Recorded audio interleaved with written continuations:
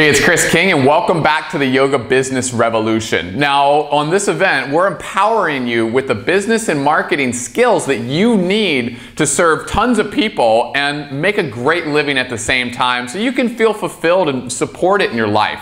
And today we've got an amazing interview with an extraordinary person. We're talking to Donna Davis, who is the owner of Elation Center in Canada. Now, I met Donna at an internet marketing conference, and she's just an amazing person. We connected instantly. We're both yogis, and we're both really passionate about the business of yoga. And Donna's going to tell you about how to price your offerings for success. Now, this is super important because if you don't charge enough for your offerings and feel good about that, then you're not going to make enough money, and the people that you serve aren't going to value what you do. So it's unbelievably important. Donna is an amazing studio owner. She's had a ton of success. She's been on several TV shows. She just totally rocks, and she's going to give you some great information in this interview. Take notes, leave your comments, and tell us what you thought about it. We'd love to hear from you. Without further ado, let's jump right in. See you there.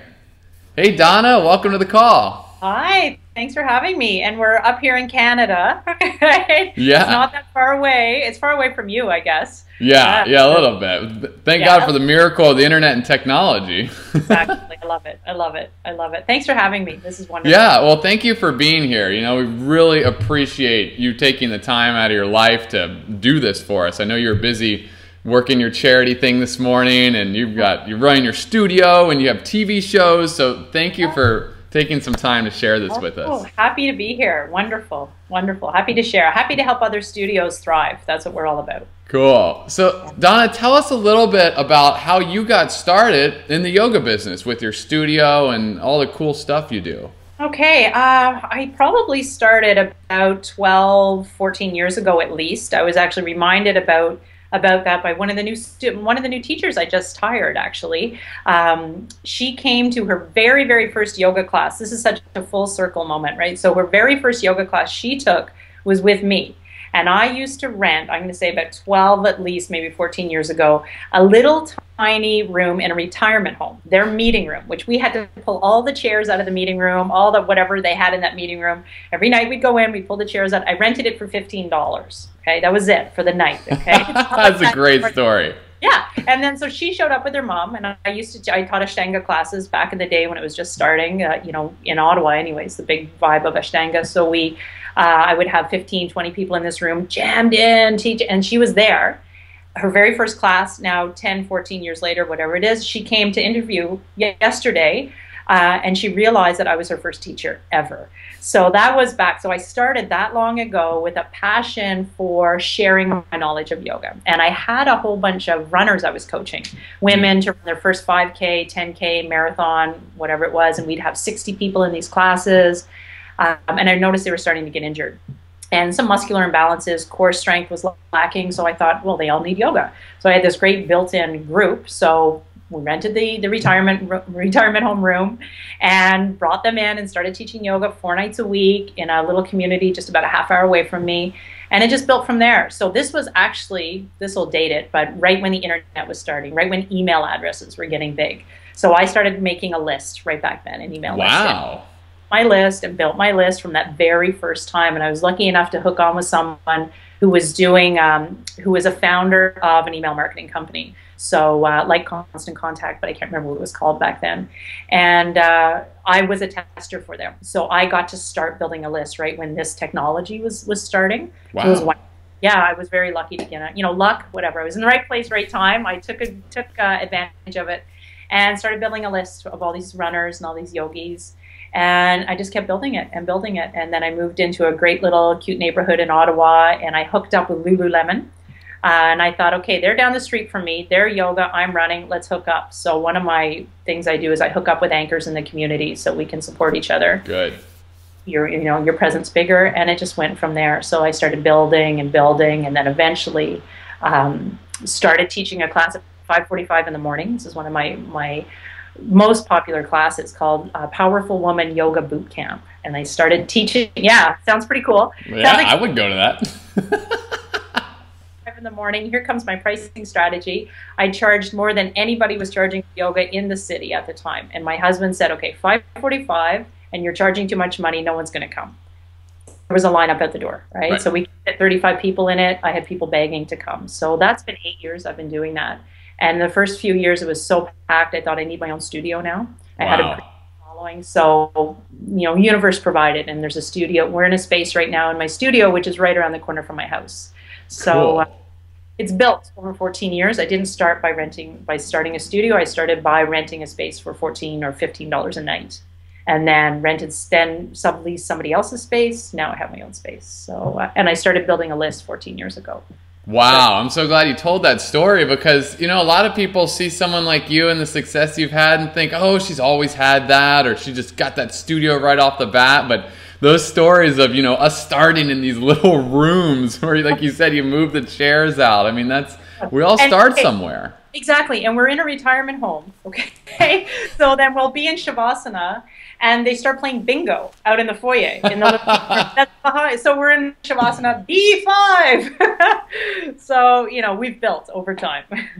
Cool, awesome, that's great. Thanks. So yeah, I mean, you know this pricing stuff. That's what struck me about you from the beginning, was just, you've got, you know, when somebody knows this stuff, you just got the right attitude about it. And it sometimes is very counterintuitive. Like you said, you know, was it your husband that was saying, you know, no one will come, and everyone thinks that, you know, we have to charge a low price to get people in the door, but it's really the opposite. So could you share some tips and strategies about that?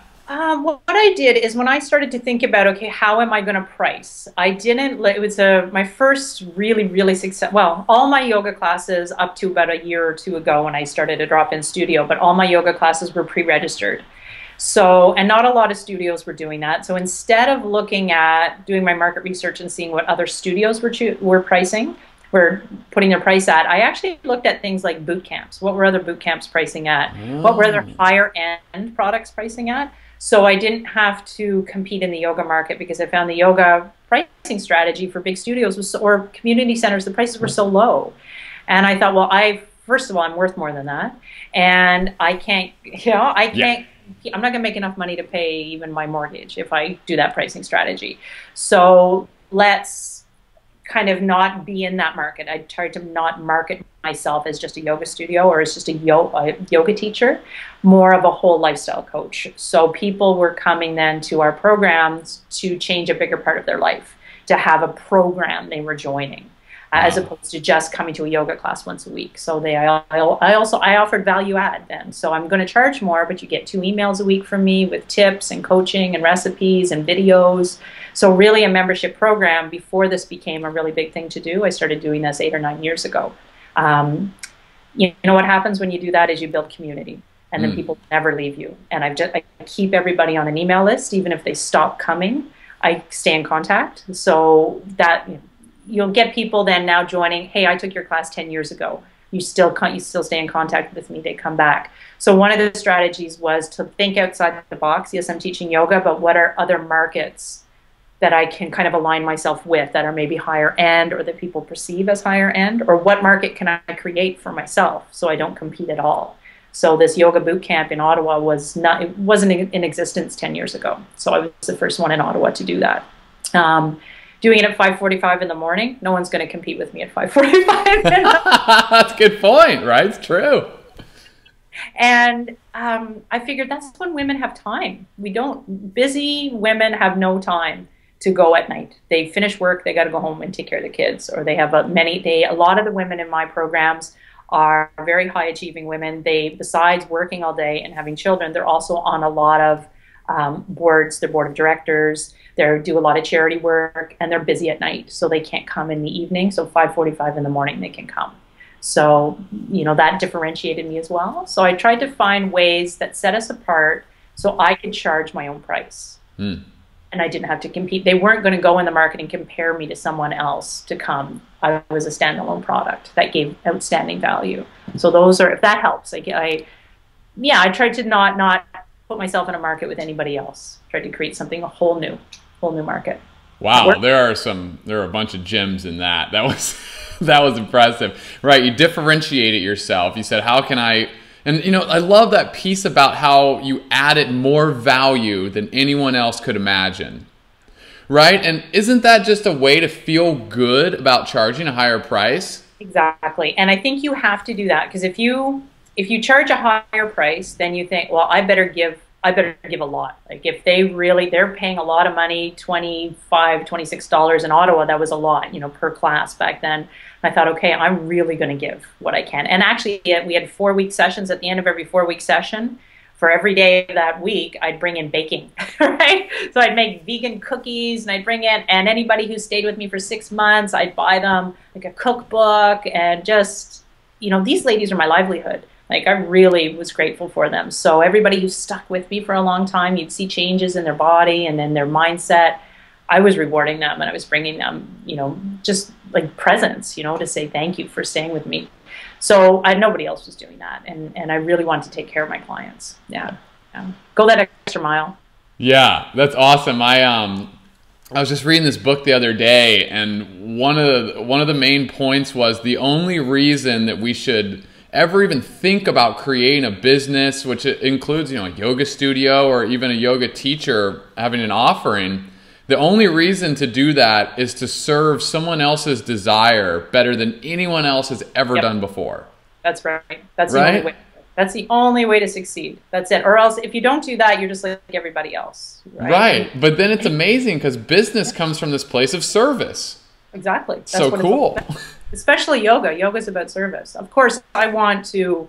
When we come into pricing, I want to make a right livelihood. I want my teachers to make a lot of money so they can enjoy the fruits of this world. And then I have enough money to have a more beautiful yoga studio for people. And I have enough money to have a whole bunch of charity classes at our studio. We do that all the time. We give all the time. But if I was worried about my last dollar because I couldn't pay my mortgage, or buy groceries because I was pricing myself so low and I had to get that one extra person in the room, I'd be stressed all the time, and I wouldn't feel like I could be of service. I would feel like scarcity instead.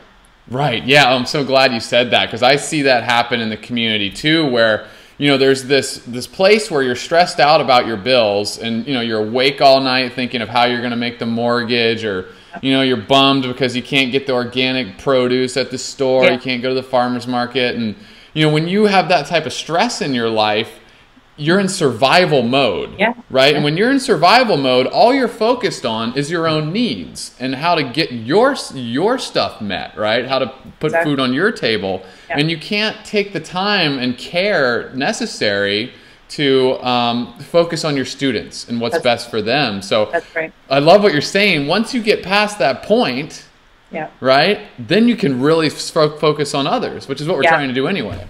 And it's a long-term vision, because what happens if you start to get into that struggle mode and that scarcity mode, you think, oh my gosh, I need to make more money right now.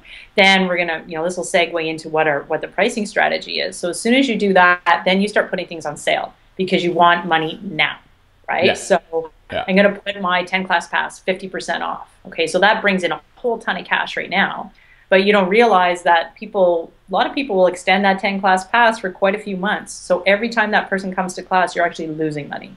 You're barely paying your overhead. So you've brought money in this little, scared little area that, I need money now.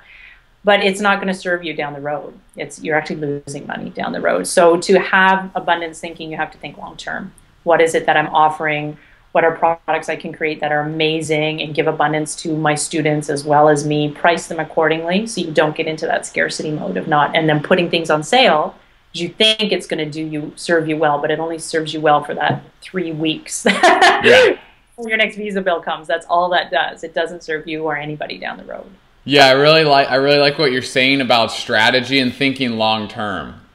Because I see studios do exactly what you were saying all the time. They get in this freaked out place, and then they think, oh God, I need money now, and not think of the future at all. So then they do these crazy things, and then it starts this like downward slide. Oh yeah. Then what happens is your students always will wait to buy the class pass because they'll wait for it to go on sale.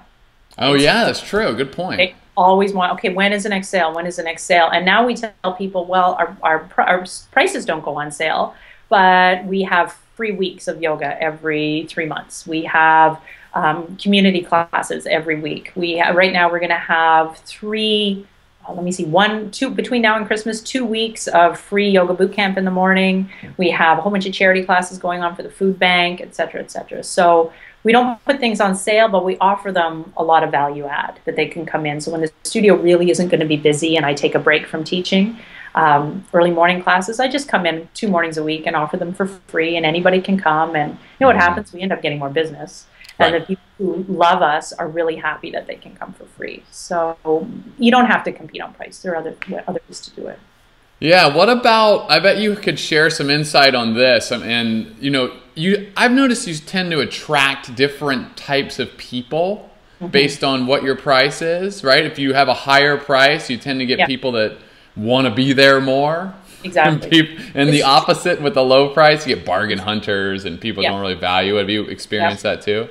Exactly. When what we found, I can't remember what the program was called, but people could buy a card for a low price, and then they could go to any yoga studio once through the year. So we tried that for about 2 months because I thought, okay, they'll come in, they'll love us so much. When the card is used up, we'll be the place they come. No, it doesn't happen, right? They wait and buy a card again, right? And I bet you in Ottawa there's 50 yoga studios, so it's going to take a long time for them to use that card up.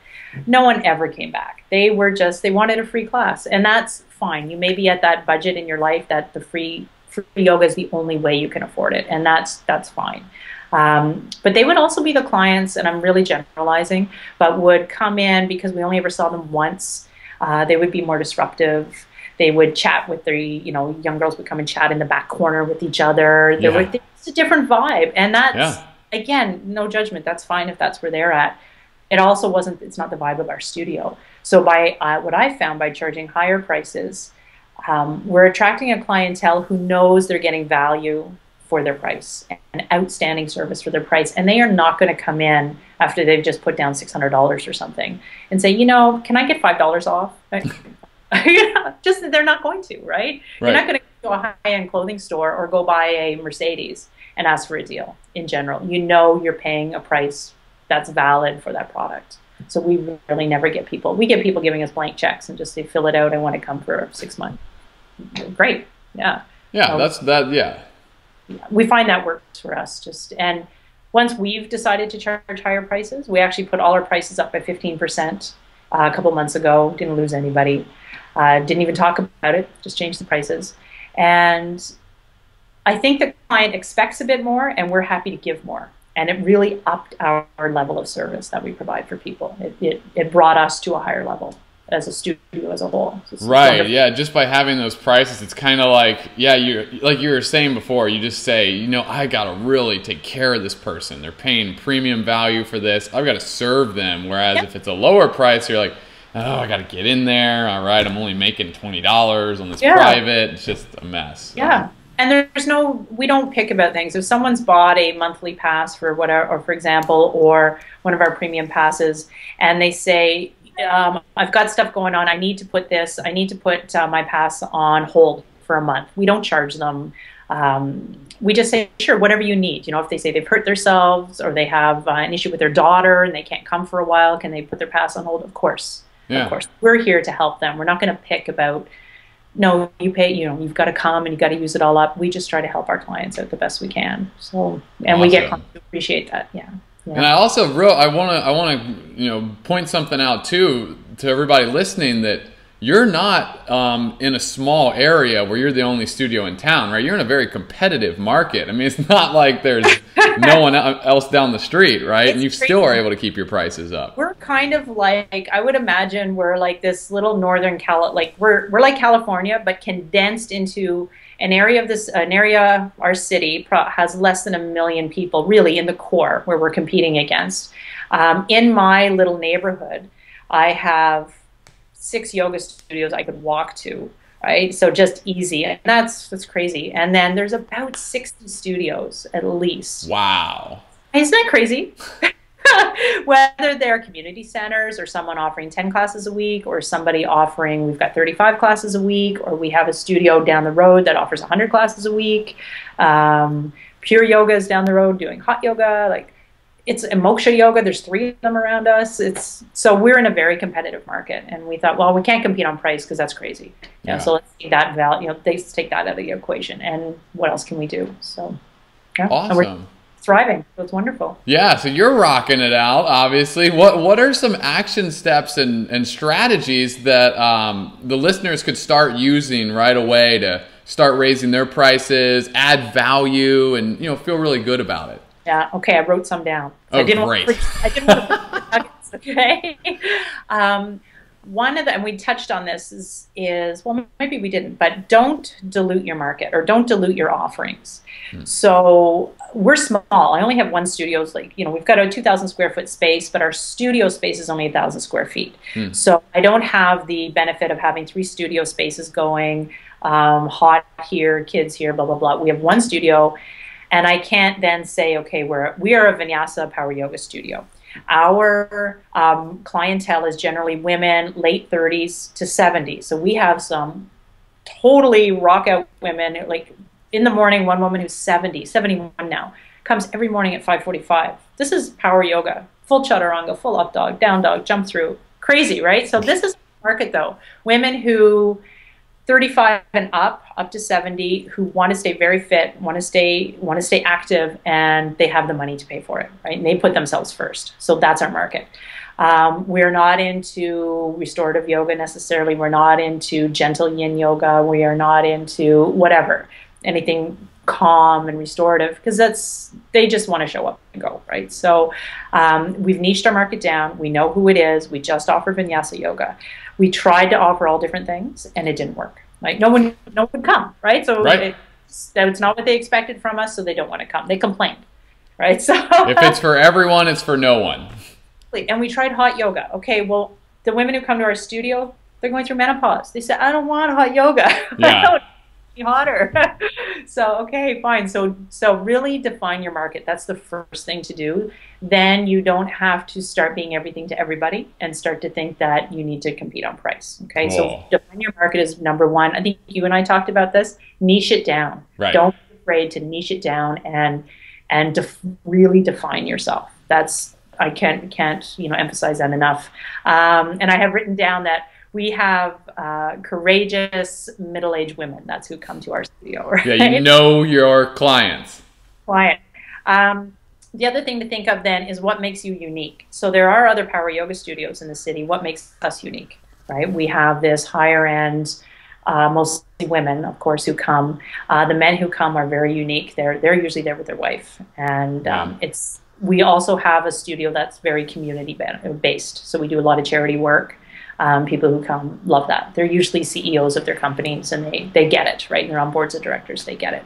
So define what makes you unique. And the way that I talk to other people about defining what makes you unique is what is your passion? And we talked about this at the workshop we were at, right? What's your passion? What's your why? Go back to 14 years ago, why I started this business. And if I don't remember why, then I'm going to dilute myself. And I'm just going to go for those shiny objects that I think are around. The next big yoga thing, I'm going to grab for it. Mm-hmm. Why you were in this business, and share that with your tribe, right? So share why you're in this business, and you'll attract those people. And then those people don't come to you for price. They come to you because they're like you. Right. And awesome. You'll have a long-lasting customer. The other thing to do, and we've really been practicing this for the last year, is again, what makes you unique? Don't dilute your market, and don't be afraid to ask your client what they're looking for. So you see a type of power class or a certain time slot, ask them, would you like to see another class at that time slot? What do you love about coming at 5:45 in the morning? Do you love that the classes are really hard? Do you love that I send you emails? Do you use the emails? Do you love the recipes? We have nutrition programs here. So I always get a feedback form after every pre-registered class, and I ask them what they liked, what they would have changed, how they like the format. I think a lot of people are afraid to get the feedback because they don't want to hear bad stuff. But the bad stuff's just an opportunity to do better, any comments. So I think don't be afraid to ask your clients what you can do more for them, how you can serve them better. And they'll tell you, and some things you can do, some things you can't. Yeah. So do those make sense? Those couple things? That was very helpful. I love that last one, because that's a big part of everything that I teach too, is like know your client and know your students, know your clients. And it's not about trying to think up what you think they need. You're like, oh, maybe they do like the hot yoga, and maybe they like the nutrition thing, but we have no idea. We got to ask them, right? get it right from them. You're there, like I'm there face to face with my students. I teach a third of the classes here. I can be there and ask how they liked certain things. What about a time slot? How come you guys don't come at 5:15? Oh, because we don't get off work, most of us, till 5:15. We can be there at 5:30 though. Yeah. Hey, everybody shows up. It's a matter of asking and Awesome. being responsive and remembering what you came down to talking about right at the beginning is that we're here for service. So by me asking, I'm being a better service to them and I'm showing that I care. We're here for them. Awesome. Cool. Well, everyone's got some serious homework to do now. Thank you. Yes, you're welcome. I hope those are drilled down enough action steps that people can use. I think they are. Yeah, those are awesome. That was perfect. And, you know, everyone listening, I'm sure wrote that down. If not, they can go back and play it again. But write that stuff down and go and start doing it, right? That's what makes it real. I mean, it's one thing to just watch videos like this, and a lot of people do.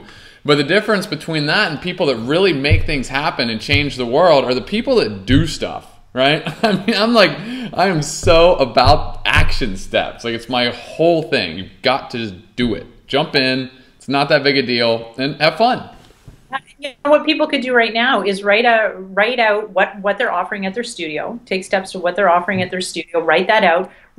Take a look at their numbers. See what classes are the most popular. Ones that aren't, maybe ask the students who show up, hey, why do you like this time slot? Or ask your students, you know, is there another time slot that would work for you guys? So just, you know, really start to engage and just brainstorm what some of the questions you can ask of your students. Look at what's working, what's not, and ask your students what they like.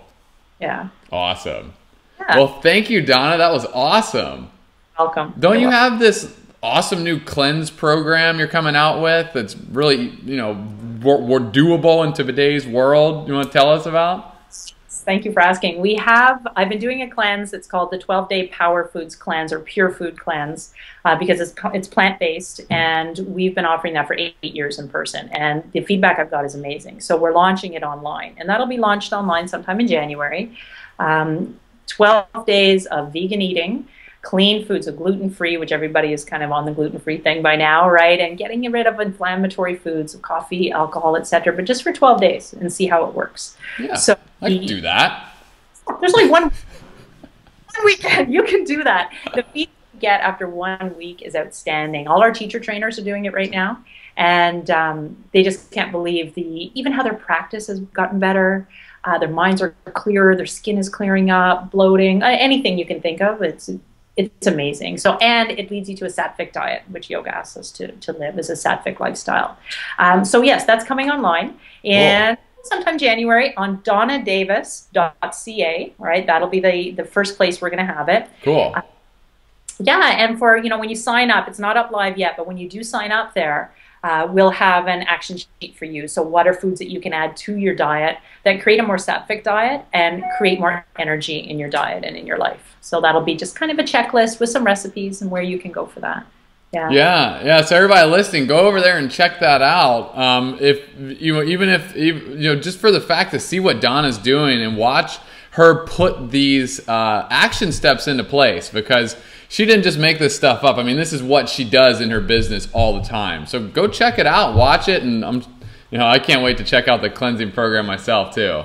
You know what? I'll give you the email address, or the address for our yoga studio, because that's got all our recipes on it. So if you go now, get some great recipes. It's on my yoga studio website, which is Elation, ELATION, Center, CENTRE, spelled the Canadian way, .com, okay?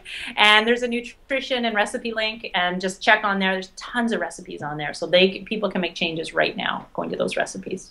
I love it. You're providing all this amazing content for your students on your website. Exactly. Cool. Of course. So we do. Yeah. You rock. Thank you so much. Welcome. Thanks for having me. That was awesome. Okay, cool. Thanks, guys. Oh, make sure leave your comments below for Donna and I, and tell us what you're going to do with this information, how it's changed your life, and what action steps you're going to start taking today, as soon as this video is over, to start adding massive value to your students and your clients and raising your prices so you can, have the type of abundant lifestyle that you deserve. We'll get back to you personally. We can't wait to hear from you. Until then, have a great day, and we'll see you on the next interview. Thanks, Donna. Welcome. Thank you. Namaste. Bye.